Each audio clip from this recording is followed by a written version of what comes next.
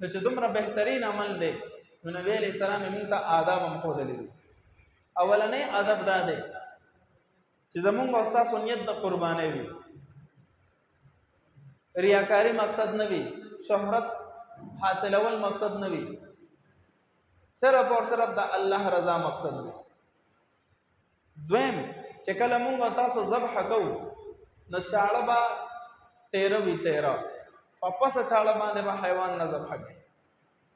پسه چاړه باندې حیوان ذبح کول د هغه عذاب ورکول دي، روح وتو کې د هغه سره ډېر زیات ظلم کول دي چې څومره تیره وي هغومره به د هغه نه روح په اسانه باندې وځي. دریم ادب دا دی چې دا حیوان به د بل حیوان په مخ کې نه ذبح کوي، د بل حیوان ته انتهایی تکلیف محسوسېږي او دنیاوي نقصان یې شته، هغه روان شي پتا باندې در حمله شي. نو دا آداب ښودلی شوي دي.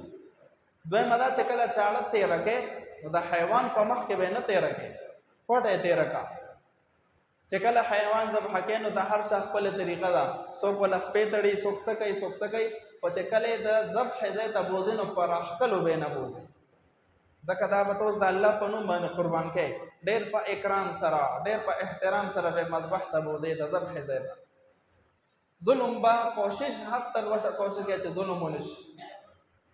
په دې ورځ باندې هسې د دې حیواناتو نڅا وتي او چې بیا به دې مرۍ کې پړي او مونږ یې راکاږو او وروستو نه غوځه. نو کم از کم چې د دې ورځ باندې د حیواناتو د داسې قسم عمل نه ځان وساتو. دریم چې کله ذبح کې حیوان دې راواچولو نو دا مخ دې دا به له قبلې طرف ته واړې، څومره چې ستا وس کېدی شي مخ به له قبلې ته کې، خو مخ بل طرف ته مې هم قرباني جایز ده.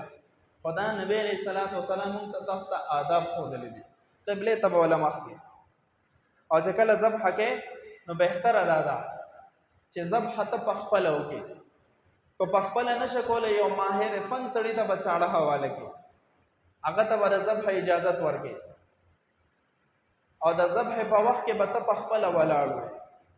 حضرت فاطمه رضی الله عنها ته نبی علیہ السلام وفرمایل قومي فاشهدي اضحیتک، د قربانۍ څاروي ته په خپله ودرېږه، ته خو ذبح نشه کولی خو په خپله هلته ودرېږه. ولې؟ ځکه په اولنۍ قطرې د څاروي د وینې سره الله ستا مغفرت کوي. نو دغه ځای کې ودرېږه چې ته په خپلو سترګو باندې دا قرباني الله ته پیش کړې. بل مسنون دا دی چې کله ته ذبح کې نو دا دعا چې وویلی شي انی وجهت وجهي للذي فطر السماوات والارض حنیفا